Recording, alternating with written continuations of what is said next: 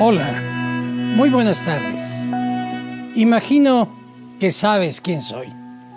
Por motivo de las fiestas patrias, me han pedido que venga para que te cuente algunas leyendas mexicanas. Leyendas de mis tiempos que ahora casi no se conocen. Y es por eso que estoy aquí para que hablemos de algunas de ellas. Vamos a comenzar con una que se trata del Santo Cristo de las Alhajas.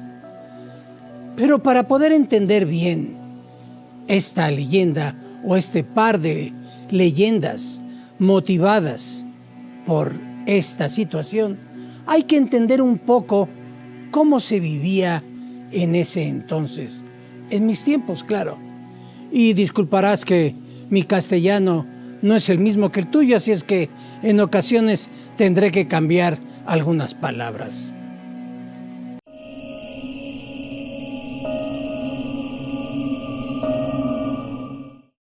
Voy a contarte entonces un par de leyendas basadas en el Santo Cristo de las Alhajas. Los caciques de Pátzcuaro, don Mateo y don Antonio de la Cerda, erigieron a la Virgen de Cosamaloapan una capilla al sur de Valladolid, más allá del río Chico. Fue un acto de agradecimiento por los grandes beneficios recibidos de su liberal mano. El sitio era pintoresco. Al oriente, los pueblos de la Concepción y de San Pedro, asentados entre frondosos árboles. Al sur, un riachuelo serpenteaba entre las zonas del paisaje. Las sombras de robustos sauces. Por el poniente se veían verdes lomeiros y admirables puestas de sol. Al norte, la naciente Valladolid mostraba sus casas señoriales. ¿Qué lugar más adecuado para una casa de oración? Paseando un día por aquellos contornos con su hija, doña Clara, don Ramón Ortiz de la Cerda, descendiente de aquellos fundadores, decidió gastar un poco de sus caudales para levantar un templo a Dios y un claustro para su hija.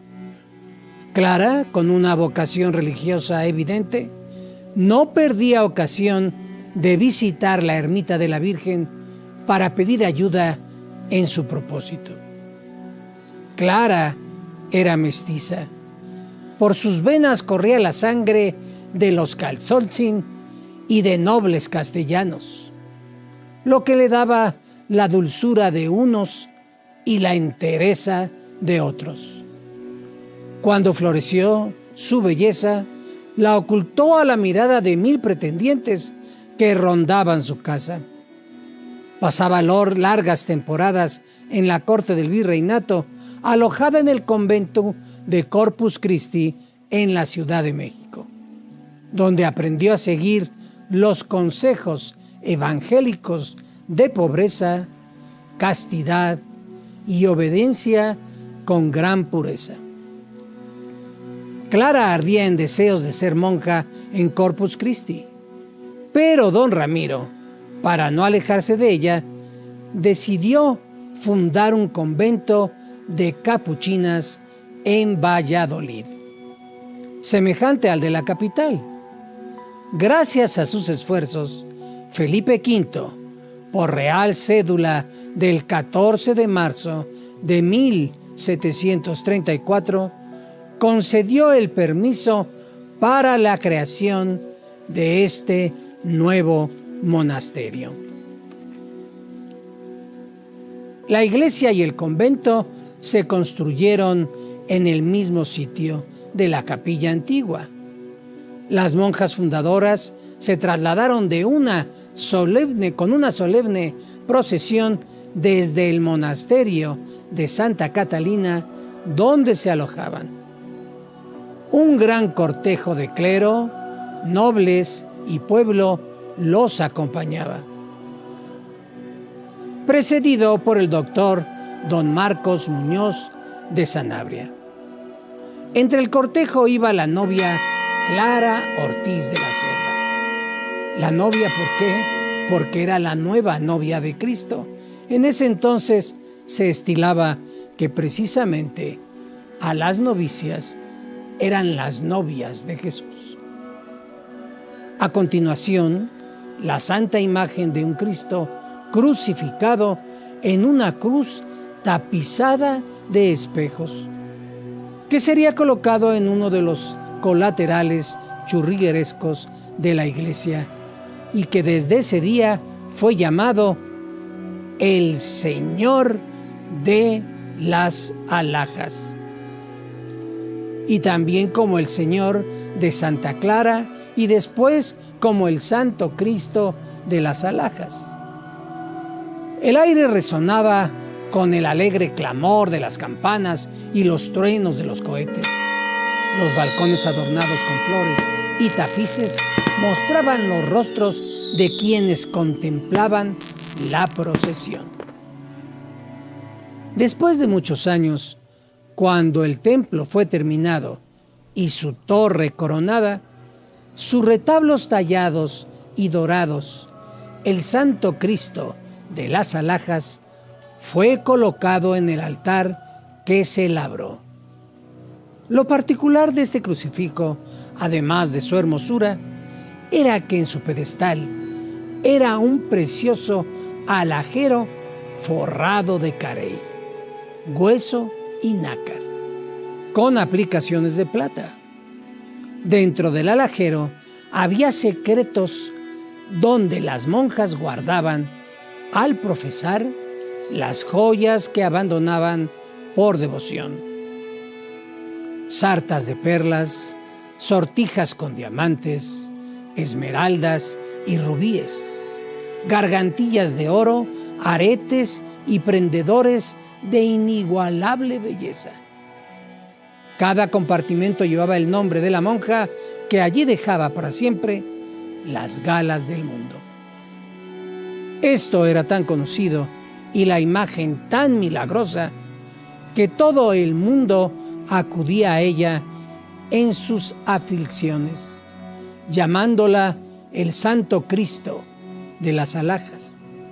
Además, la ensortijada cabellera negra que el crucifijo llevaba en la cabeza era la misma que la abadesa había cortado solemnemente a Clara Ortiz de la Cerda el día de su toma de hábito. Estas dos circunstancias dieron origen a las leyendas que voy a contarte en un momento más.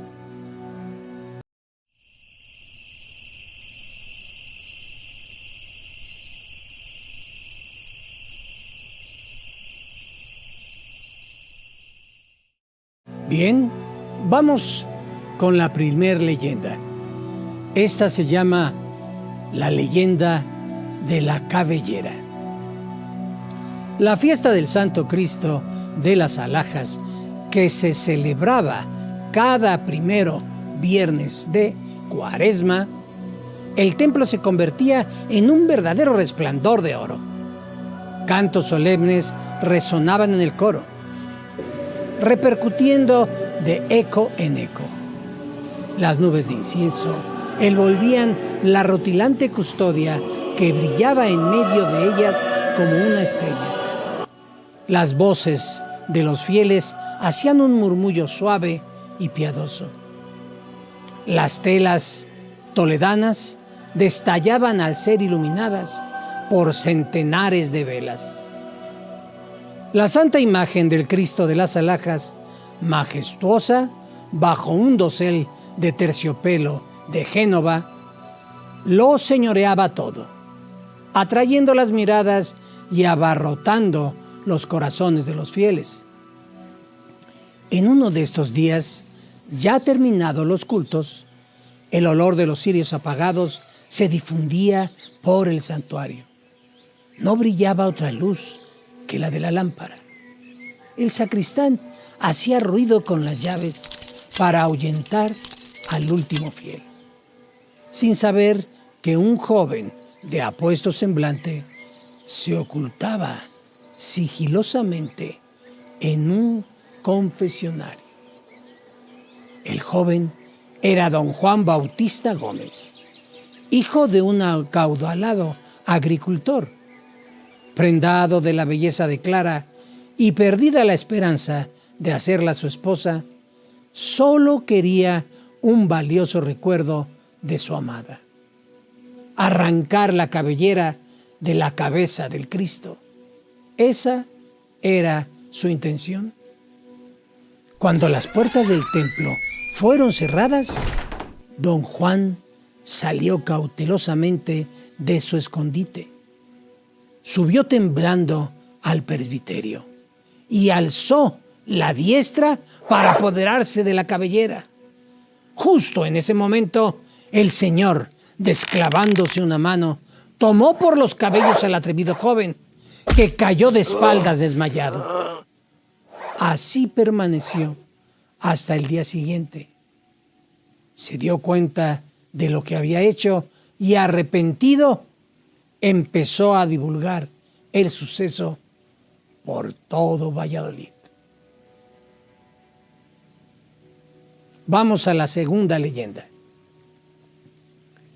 Esta se llama la leyenda de las alhajas.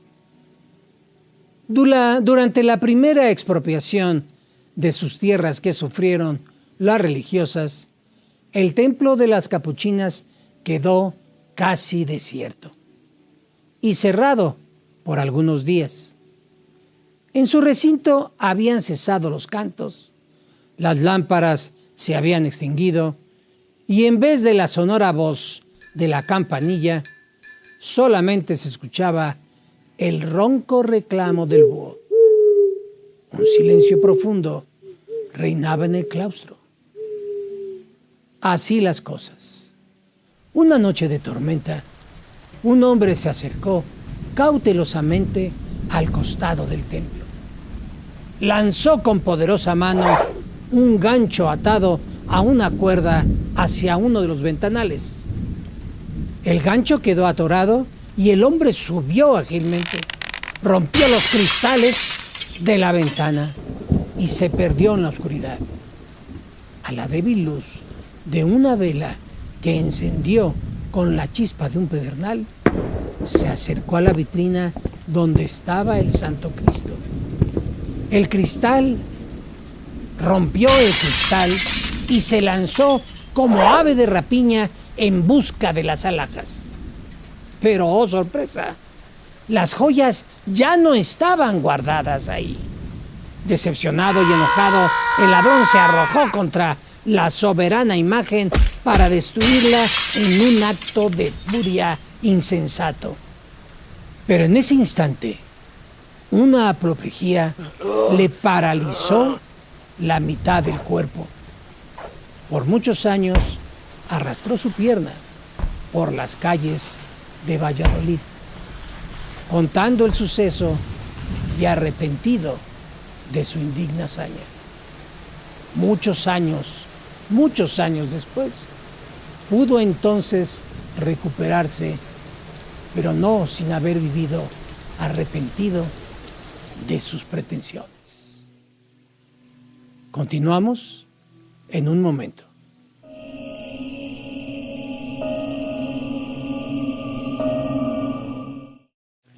Vamos con la siguiente leyenda. Ahora es en otro lugar. Esta leyenda se llama la Azucena de las Carmelitas. El convento de religiosas carmelitas al sur de Morelia quedó en ruinas hace más de medio siglo. Allí se levantaba una iglesia con un campanario en forma de palma, con 3 campanas y una campanilla, llamadas Teresa, Juana, Guadalupe y la más pequeña, la campanilla María. Un espacioso claustro. con celdas y una bulliciosa fuente en el centro. Estaba rodeado de naranjos.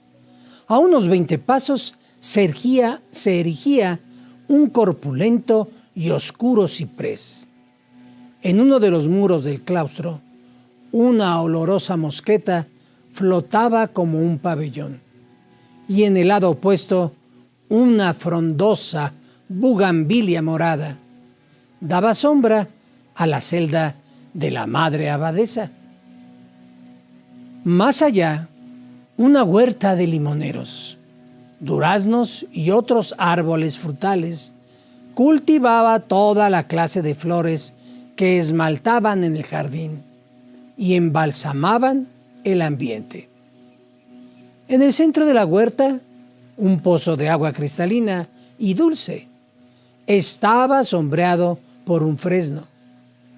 Un muro de cal y canto circundaba el convento, dejando ver por encima las copas de los árboles, y estaba coronado de hiedras y campanillas que se derramaban hacia las calles. Junto a la entrada, un azulejo incrustado en el muro decía: Beatario de las Carmelitas. Allí vivían las religiosas dedicadas a la oración, los oficios divinos y la educación de las niñas. También se ocupaban de la fabricación de los famosos guayabates y del cuidado de la huerta, sirviendo a Dios, a los demás y a sí mismas. Entre ellas pasaba su vida una joven de 20 años de belleza incomparable, de rostro ovalado, ojos grandes y azules, boca pequeña, de labios rojos y una larga cabellera dorada.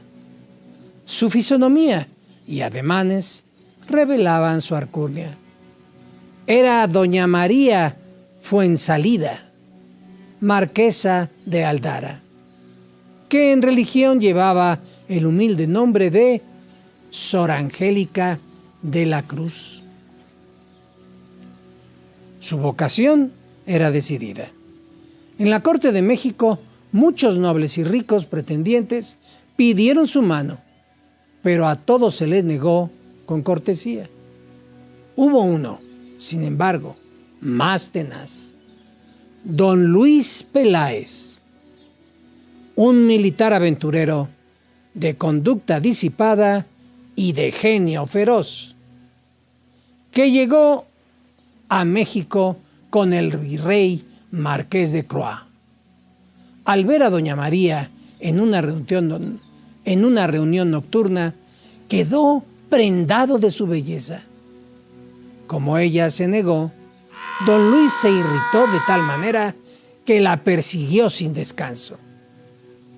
Esto fue lo que determinó a sus padres a traerla al Beatario de las Carmelitas de Morelia. Allí, en aquel asilo, pasó sin contratiempo su noviciado y profesó lleno de contento. Pero ni allí estuvo la paloma al abrigo del halcón. Don Luis descubrió el convento y se lanzó furioso y desesperado. Rondaba la iglesia espiando por la reja o pegando el oído a la puerta, esperando verla o escuchar su dulce voz. Pero la abadesa, sabiendo de su presencia, dispensaba a Sor Angélica a asistir al coro. Este acoso no podía durar por siempre.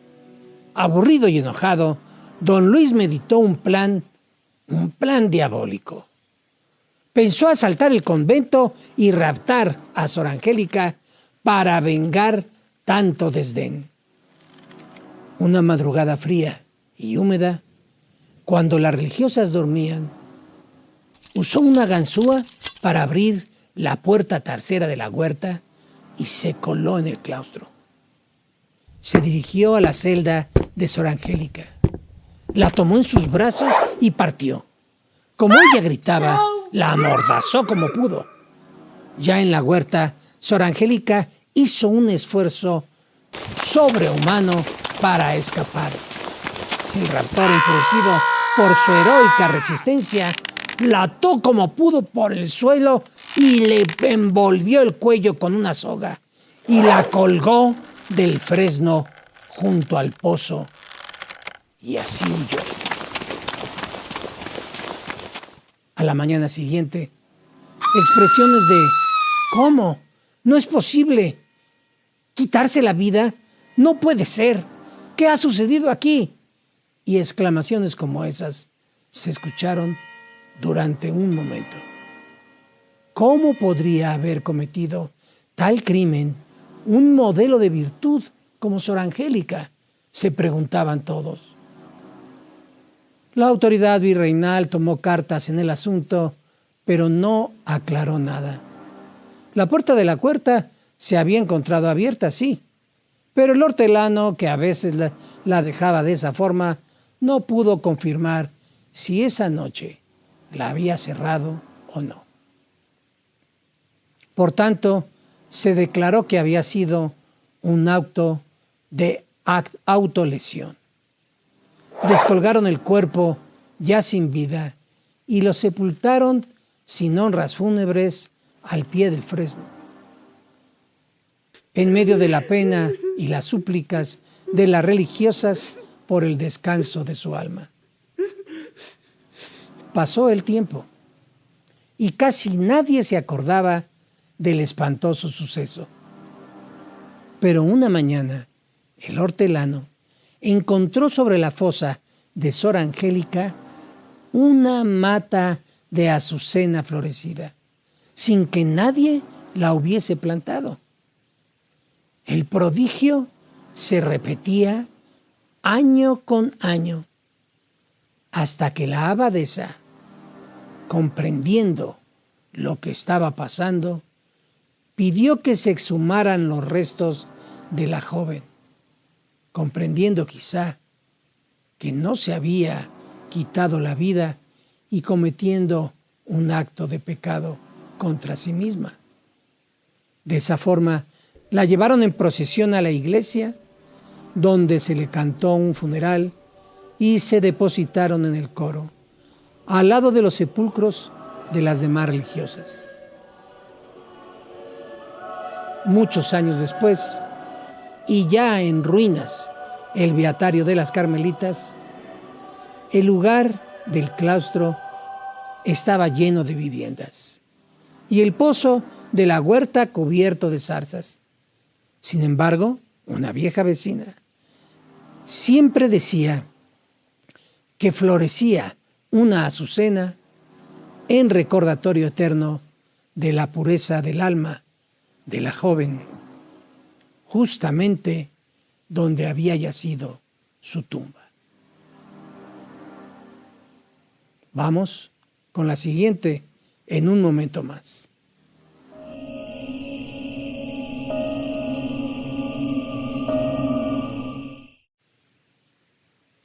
Vamos por la última, y esta se llama El fantasma de la monja. Quiero comentarte que cuando en la época colonial existen testimonios y nombres auténticos de personas y acontecimientos, no puede decirse que se trata de una invención. Si acaso, los hechos se adornan un poco para que sean un poco más entretenidos y amenos para las personas. Mas, sin embargo, las causas y las situaciones están basadas en hechos reales. Con respecto a los nombres de este relato, no se ha cambiado nada. Si varían, es porque en esa época se usaba de manera diferente. Y vamos con la leyenda. Durante muchos años, y según consta en las actas del muy antiguo convento de la Concepción, que hoy se ubicaría en la esquina de Santa María de la Redonda y Belisario Domínguez, las monjas enclaustradas sufrieron la presencia de una blanca y espeluznante figura. con el hábito de la orden. La veían suspendida de uno de los árboles de durazno que existían en el jardín. Cada vez que alguna novicia o profesa tenía que salir a alguna misión nocturna y cruzaba el patio, no resistía la tentación de mirarse en las cristalinas aguas de la fuente que estaba en el centro. Y entonces ocurría el espanto. Sin saber cómo, ni dándose cuenta, tras ellas, balanceándose con la ligera brisa nocturna, veían a aquella novicia pendiente de una soga, su boca retorcida y reseca, sus manos juntas y sus pies con las puntas de las chinelas apuntando hacia abajo. Las monjas huían despavoridas, clamando a Dios y a las superioras. Cuando llegaba la abadesa o la madre tornera, la más vieja y osada, aquella horrible visión, por lo regular, siempre se había esfumado. Por lo tanto, en muchas ocasiones se dudaba si esto era simplemente ilusión o era una verdad. Así, sin embargo, noche tras noche, el fantasma de la novicia colgado del durazno fue motivo de espanto. De nada valieron los rezos, las misas, todas las penitencias, los golpes de pecho, porque la visión macabra se alejara. Se llegó a decir que era una visión colectiva o un caso de histerismo provocado por el encierro obligado de las religiosas. Sin embargo, durante muchos años, eso siguió sucediendo. Lo que sí puedo decirte es una cruel verdad. Y esto es posible la razón y la motivación de ese espectro nocturno que ahora sabrás.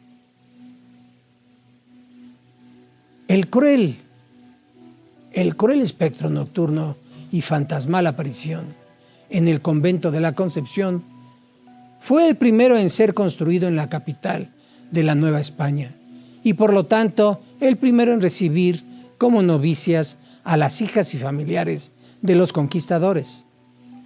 En ese entonces, en la esquina de lo que hoy sería las calles de Argentina y Guatemala, vivían los hermanos Ávila, Gil, Alfonso y Doña María.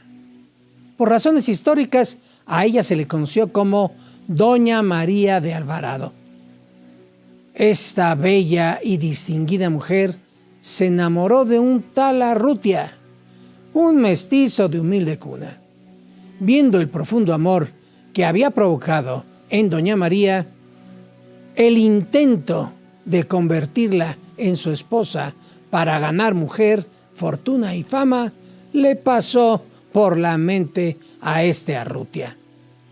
A tales amoríos se opusieron sus hermanos, por supuesto. Molesto, don Alfonso de Ávila se fue a su casa y habló con su hermano Gil, quien pensó en enfrentarse al mestizo en un duelo. Pero don Alonso, con más cautela, decidió que el desprecio no merecía tal honor. Meditando con más cuidado, decidieron reunir una buena suma de dinero para ofrecerla al mestizo a cambio de que se marchara para siempre de la capital. Se cuenta que el mestizo aceptó, sin decir adiós a la mujer que había llegado a amarlo tan intensamente.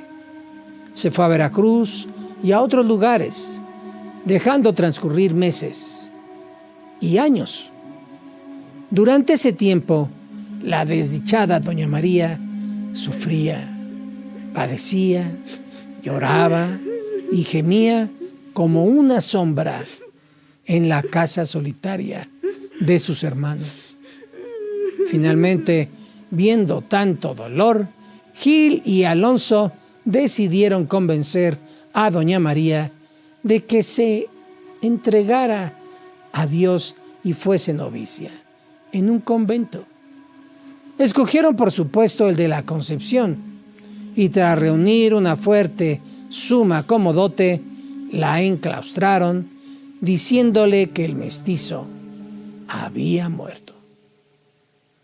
Sin mucha voluntad, doña María entró en el convento, donde comenzó a llevar una triste vida de claustro, tratando de ahogar su pena. Pero en la soledad de su celda, se olvidaba de su amor a Dios y solo pensaba en aquel mestizo que había absorbido su corazón. Al fin, una noche, no pudo resistir más. La pasión, que era más fuerte que su fe, decidió poner fin a su vida. Había descubierto que el mestizo no había muerto y que además había vuelto a pedir dinero a sus hermanos. Entonces tomó un cordón y lo trenzó para hacerlo más fuerte, a pesar de que su cuerpo se había vuelto frágil. Se arrodilló ante el crucifijo, le pidió perdón y luego se dirigió a la huerta del convento. Junto a la fuente, ató la cuerda a una de las ramas del durazno y rezó pidiendo perdón a Dios por el acto que iba a cometer y al amado mestizo por abandonarlo en este mundo. Se lanzó. Sus pies golpearon el brocal de la fuente y allí quedó, meciéndose como un péndulo blando y frágil, movido por el viento. Al día siguiente, la madre portera la encontró sin vida. El cuerpo ya inmóvil de María de Alvarado fue bajado y sepultado esa misma tarde en el cementerio interior del convento. Y allí permaneció. Y así es como terminó ese drama. Sin embargo, su espíritu atormentado regresaría para vagar por los pasillos, recordándole a las monjas su trágico destino. Nunca pudo zafarse de ese cruel destino que la llevó a quitarse la vida y a permanecer eternamente como un fantasma. Se dice que aún en la actualidad, en estas calles del centro de la Ciudad de México, se llega a ver ese espectro, ya no colgado del durazno, pero sí oscilante entre los aires y noches de penumbra de esta ciudad. Bueno, hasta aquí llegamos con estas leyendas. Espero que te haya gustado y si es así, coméntalo y nos veremos pronto. Gracias.